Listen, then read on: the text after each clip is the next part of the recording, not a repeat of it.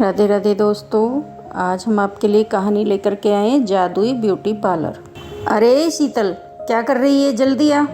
Makeup कर रही हूँ माँ, आती हूँ। शीतल मेकअप करने के बाद बाहर आई। उसकी माँ पहले से ही बाहर इंतजार कर रही थी। दोनों मंदिर जाने वाले थे। मेकअप करने में कितना टाइम लगता है बेटी? टाइम लगता है माँ, आप नहीं समझोगे। हाँ, मैं तो बुढ़ी हो गई हूँ, मैं कैसे समझूंगी। लेकिन बेटी, घर का काम काज भी तो सीखना पड़ेगा, नहीं तो ससुराल जाके क्या करेगी? हाँ, मैं तो वहाँ भी मेकअप ही करूँगी माँ। मैं तो एक ब्यूटी पार्लर खोलूंगी। अच्छा, और घर का काम कौन करेगा? नौकरानी रख दूंगी। ब्यूटी पार्लर से बहुत पैसा आएगा। बहुत अच्छा मेकअप करती हूँ मैं। और अगर तेरी सास ने तुझे काम नहीं करने दिया तो सास बदल लूंगी। तू भी ना बेटी, कुछ भी बोलती है। अब चलो ना माँ, देर हो रही है। शीतल और उसकी माँ मंदिर चली गईं। मंदिर में पंडित जी दोनों को बहुत अच्छी तरह से पहचानते थे। अरे मंजू बहन, बेटी जवान हो गई है, शादी वादी करवाओगी कि नहीं? हाँ पंडित जी, आपकी नज़र में कोई अच्छा लड़का है क्या? है ना, मैं फोटो लेकर आता हूँ घर। उसी बहाने शीतल बेटी के हाथों का चाय भी पी लूंगा। है पंडित जी शाम को एक लड़के का फोटो लेकर घर आए। लड़के का फोटो देखकर शीतल शादी के लिए मान गई। लड़के का नाम मुकुंद था और वह किराने की दुकान चलाता था। और एक ही महीने के अंदर शीतल की शादी हो गई। ससुराल को लेकर हर लड़की की तरह शीतल के मन में भी बहुत सारे सपने थे, लेकिन हर लड़की की तरह शीतल के सपने भी टूटने वाले थे। शीतल की सास का नाम बिमला था और वह बहुत खड़ूस थी। बिमला ने शीतल से कहा, बहू, इस घर में अब हम 4 लोग हैं। मैं, मेरा पति, मेरा बेटा और मेरी बेटी। तुम्हें मिलाकर 5। हर रोज तुम्हें 5 लोगों के लिए खाना बनाना पड़ेगा। खाना? लेकिन मुझे तो खाना बनाना नहीं आता। क्या खाना बनाना नहीं आता?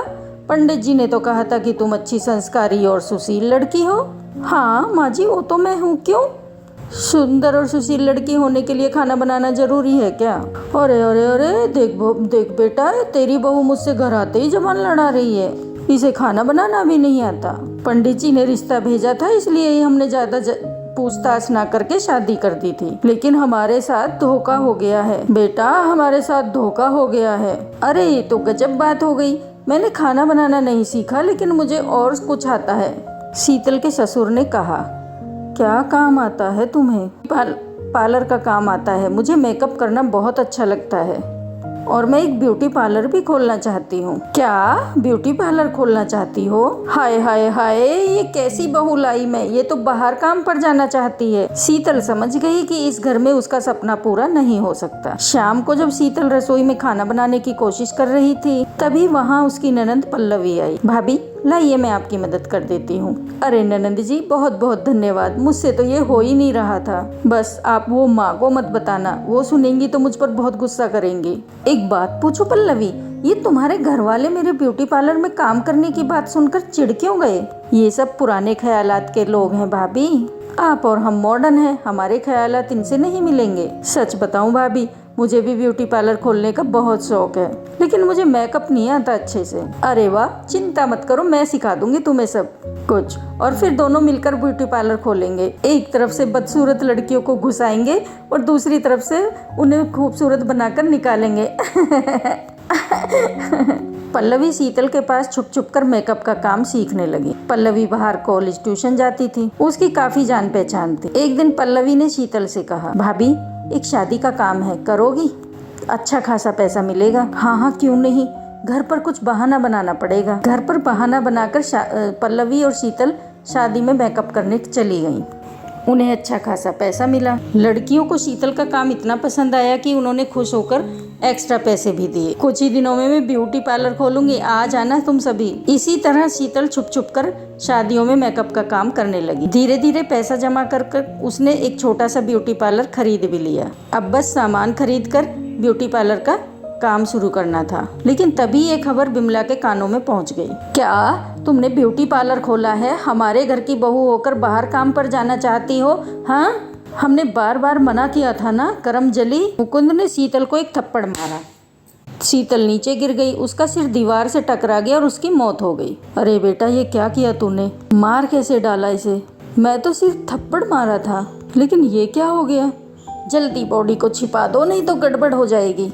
तीनों ने शीतल की बॉडी को उसी ब्यूटी पार्लर में नीचे दफना दिया। पल्लवी घर लौटकर भाभी को ढूंढने लगी तो विमला ने कहा, भाग गई है वो, आज से इस घर में उसका नाम भी मत लेना। लेकिन अगले ही दिन अचानक से मुकुंद की दुकान पर आग लग गई। अचानक से कमाई का एकमात्र जरिया बंद हो गया। ये पापी पेट लोगों से क्या क्या करवाता है। भूख के मारे बिमला को उस ब्यूटी पार्लर की याद आई। पल्लवी बेटी, तुझे भी थोड़ा बहुत मेकअप आता है ना, जा तू ब्यूटी पार्लर चला। लेकिन माँ, मुझे अच्छी तरह से नहीं आता है। अरे तू 2-3 दिन जा तो सही, तू सब कुछ सीख जाएगी। पल्लवी ब्यूटी पार्लर में गई, लेकिन उसका हाथ कांप रहा था। उसे कुछ ज्यादा आता भी नहीं था, इसीलिए वो कुछ बहुत ज्यादा टेंशन में थी। तभी एक औरत आई। तुम बाल काट सकती हो ना? मेरे बाल ठीक से काट दो, मुझे शाम को शादी में जाना है। वो औरत बैठ गई, लेकिन पल्लवी ने डर के मारे कैंची पर हाथ भी नहीं दिया। उस औरत ने आंखें बंद कर ली। तभी पल्लवी ने देखा कि कैंची अचानक से हवा में अपने आप तैरने लगी और वो कैंची अपने आप ही उस औरत के बाल काटने लगी। अरे ये क्या, ये जादू कैसे हो रहा है? बाल कटने के बाद वो कैंची अपनी जगह पर वापस आ गई। वो औरत बहुत खुश हुई।